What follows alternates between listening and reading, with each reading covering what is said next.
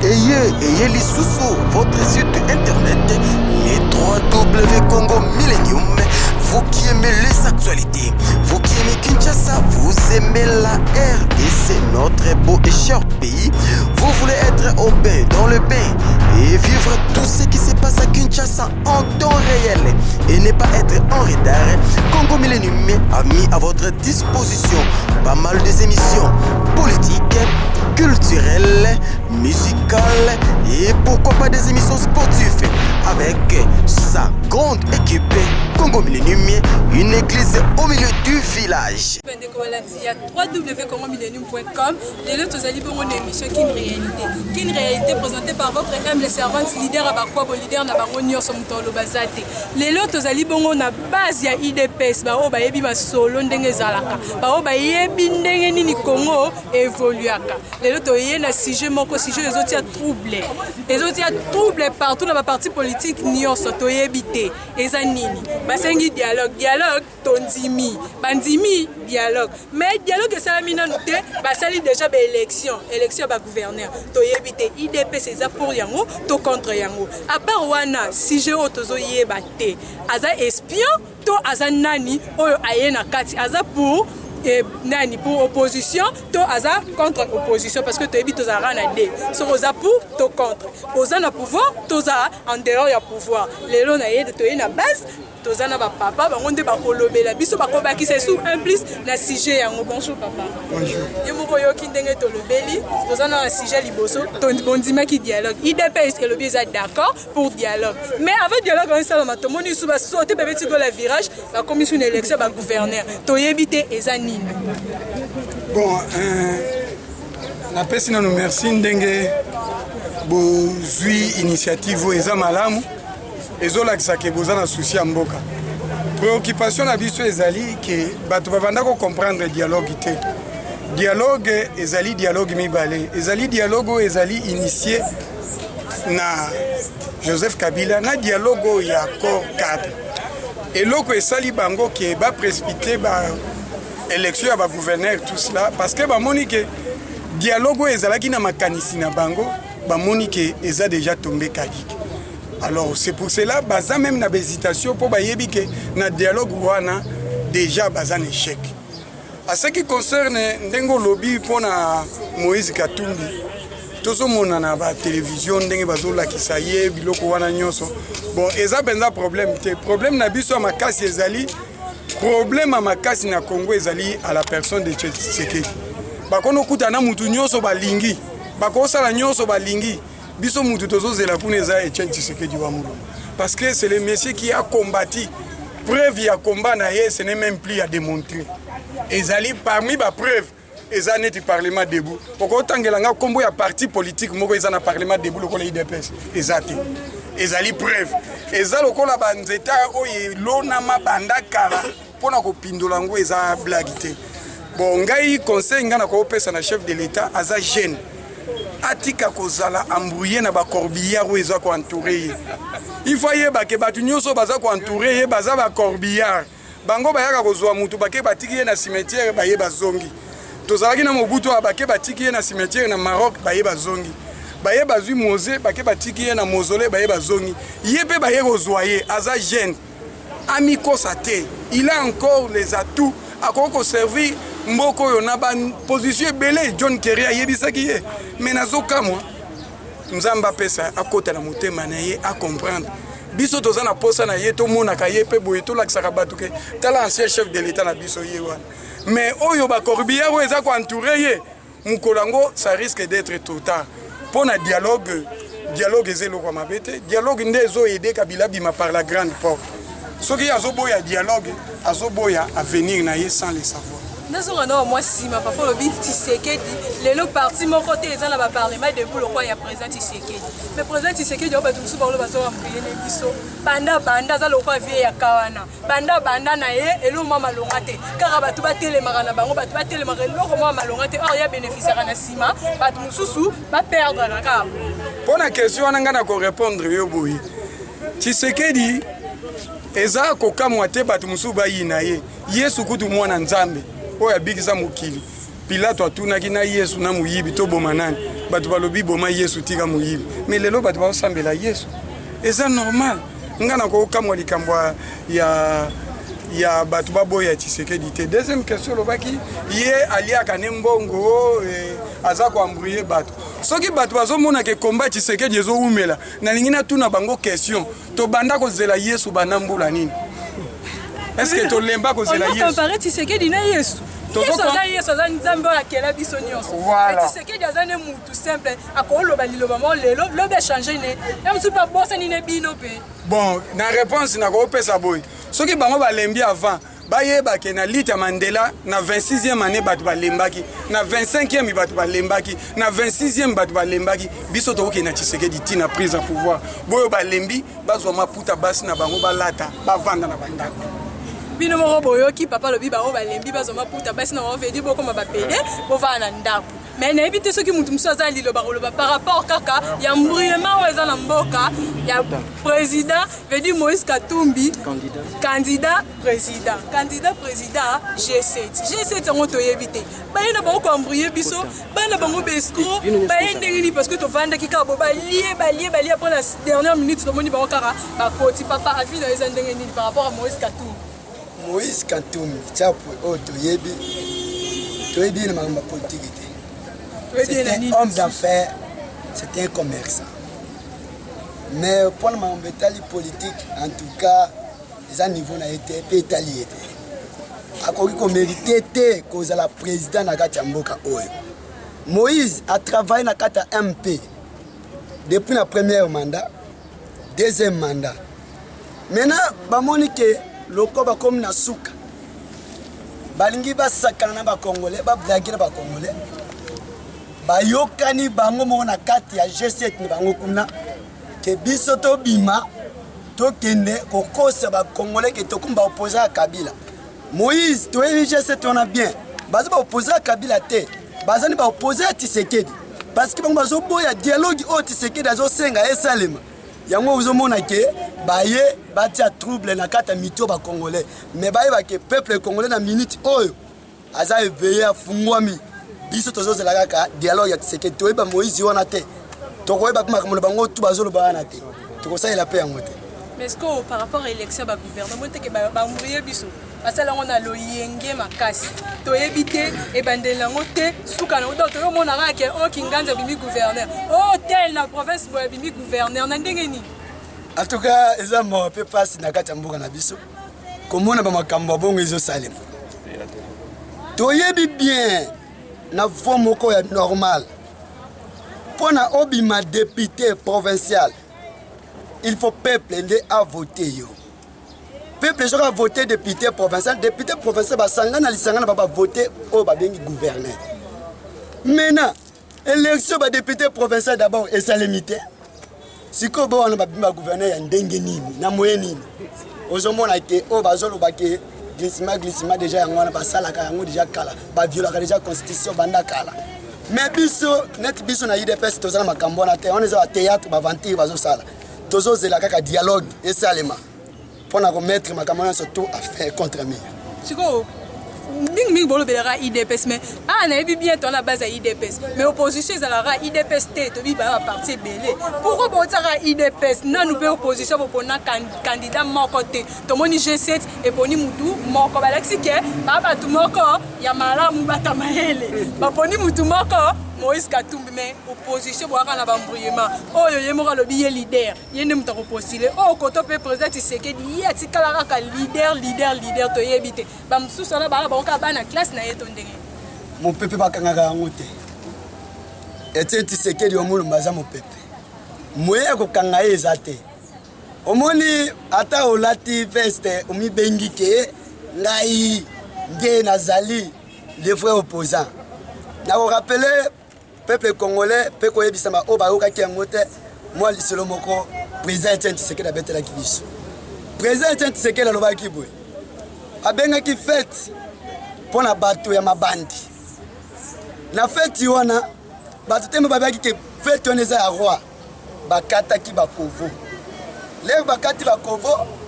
ake kokota na fête na bato mabandi na bato kovo basangani le basangani fête bandi Au lieu de fêter sur le premier jour, fête est comme une semaine, 2 semaines, 3 semaines.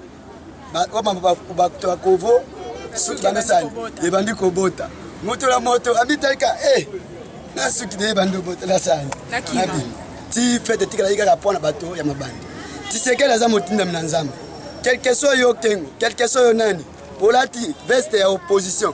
Onga opposant les vrais opposants. Peuple congolais ayebi, les vrais opposants na ye, o abanda na ye, ti azalaka na ye ti lelo, ezalaka Etienne Tshisekedi wa Mulumba. O papa na biso abanda ki na ye, biso pe bana. To ye kaka na ye parce que to yebi na nzela na ye nde libération ya solo, victoire ya solo. Donc évolution ya solo pour la RDC, ils ont na nzela Tshisekedi. Ba wana so to baza ba aventurer. Merci Boyoki Binomoko, Babi évolution un solo les akaka, les tiens Tshisekedi. Tout ça baza pe belé, aka ye mon côté baza et belé. Ce que papa par rapport ya sujet kakapé et donc on nous relobela ba o ya biso bazali na poto, ba o bazara toujours pour biso baza na posa. Kongo na biso ezala tendenge za lelo, Kongo na biso ezala toujours kitoko, to comment vivre bien ndenge bino mo bozolo ba keto vivre na pasi, to comment vivre bien et donc on nous relobela ba. Merci beaucoup. Eloko na kosenga na bandeko na biso baza libanda ya mboka ba continuer toujours lit baza sima toujours ya leader na caméra oyo ya Etienne Tshisekedi oyo toza kozela ye oyo pe mokili mobimba batie misu na ye lipa na ye oyo aza koya kokotisa vraie démocratie na kati ya RDC ba soutenir baza toujours sima na ye biso pe toza kozela bango baya maboko polele poke démocratie oyo toza kozela ekota na kati ya mboka eya eloko na kopesa message na bango yango wana. Ma problème ya Moïse Katumbi. Moïse Katumbi soki totali aza opposante baza ba garde-fou oyo Kabila azwi atete bango fu bokende kosambriema po bokase vrai dialogue oyo toza kozela accord cadre ya Addis Abeba. Baza conseil bayebi yango parce na kati ya RDC toyeba toza na te dialogue. Dialogue oyo ye président Kabila échoué.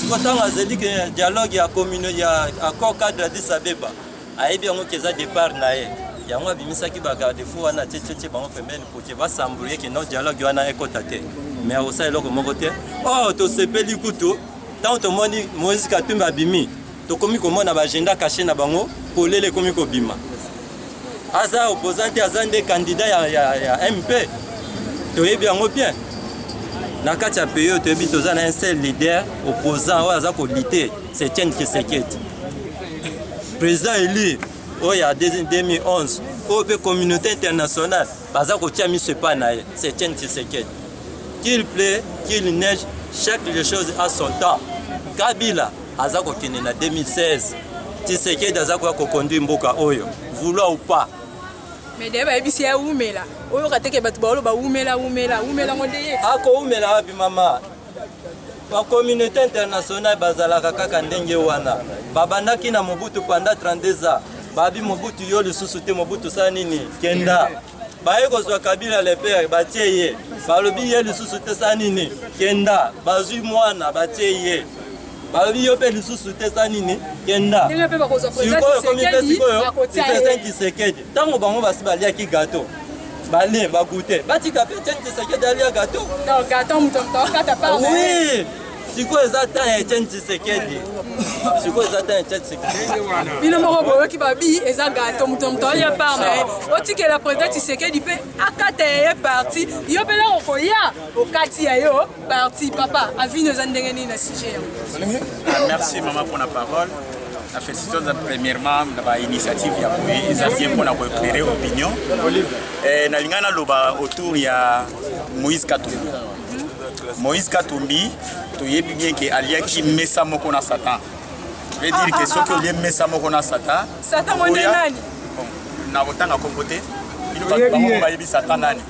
Nani abomi mboka oyo? Parce que les loso tali majorité ya ba jeunes baza ba chômeurs, 80% de la population congolaise baza ba chômeurs, n'est-ce pas? Donc même na 90 moninga nga bakisi. Donc je te dirais que Muto yaza déjà na razo gérer 80% de la population ba chômeurs. Azanani. Mutabomi mboka. Muto biso nyonso yebi ke Yesu akomisaka mutaboma ezanani? Satan. Donc voilà bino moko compléter. Mais pour na Moïse Katumbi na lingana lobake. Moïse Katumbi ce qui est que aye na opposition. Aza bébé disons. mwana oyo abotami lelo okolesa ye fufu te.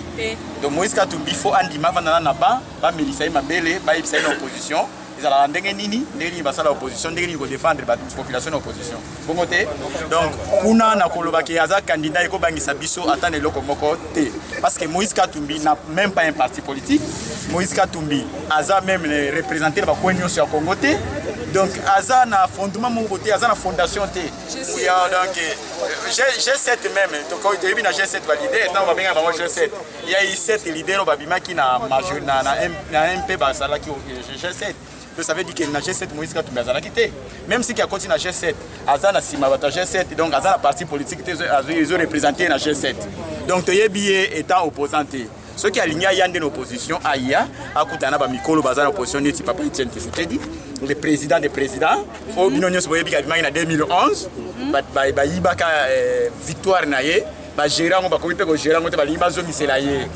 Mais ce qu'on est sonné des osala bango pas ça nini bazongi sango na ndenge normal na façon normale balinga bazongi sango na concertation mais du fait akenda kité ba taliban na mike ba kenda ki ba pesi bango mwa gâteau ba kokia ngo pour tout petit lelo bazoluka ye lisu basanzi on sait pourquoi on a même dialogue les osala maté même date à dialogue les opesa mena té pour dire que papa mkolo pouvoir ou à force a pesi na opposition na ye té.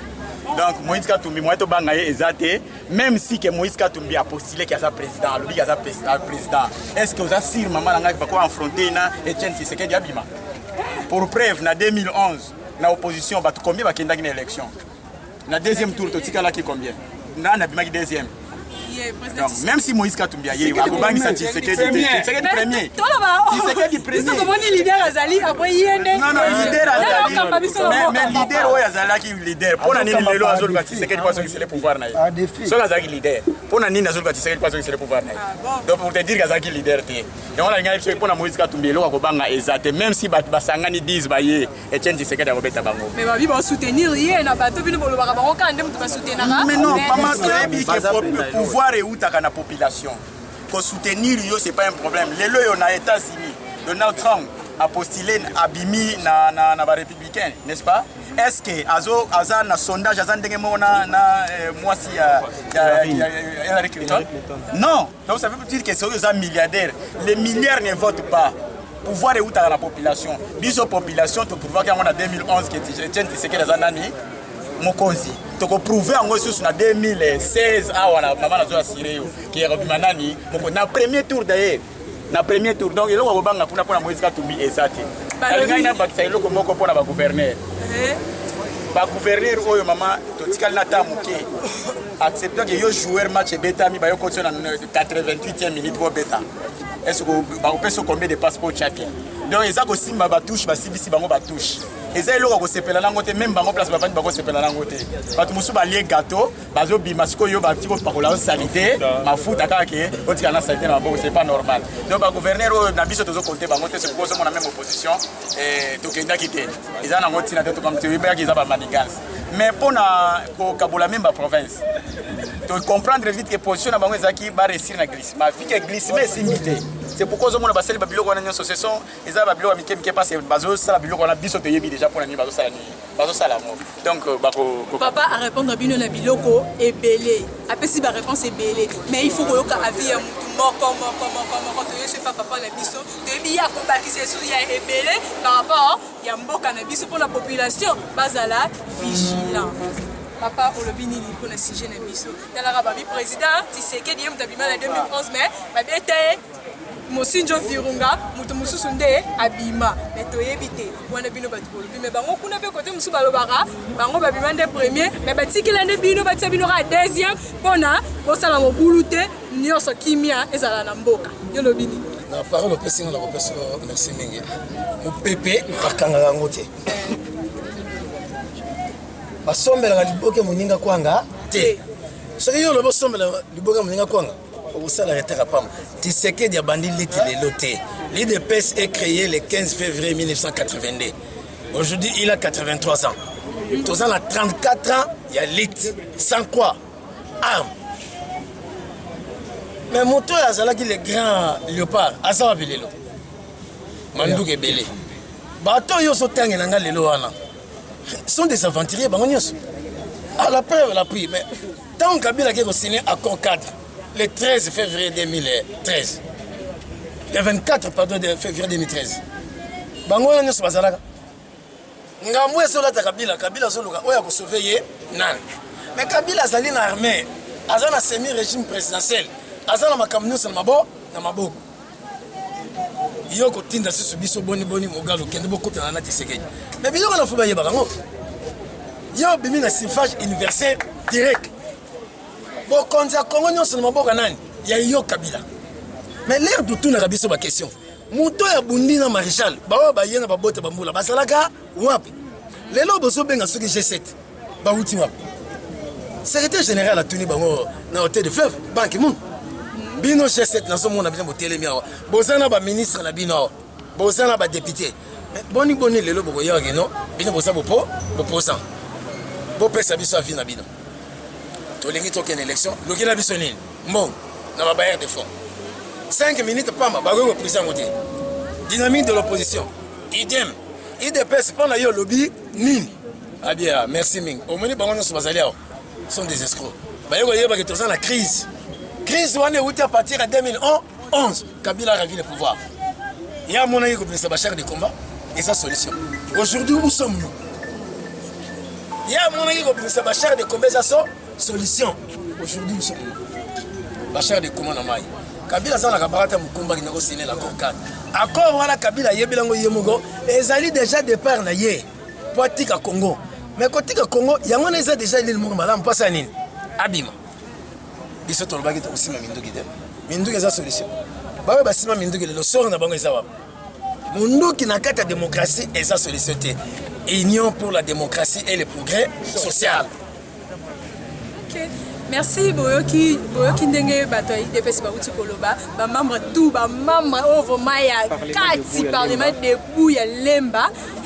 Il y a Lemba Foire, au Bazali Bongo, Balobeli Belé par rapport, il y a candidature na Moïse Katumbi, Babi Azali espion, Toyebite, ceux qui Azali espion solo, ceux qui yende à Yepona à libérer, Congo n'a pas si haut et ça non. Voilà, ça reste à vérifier.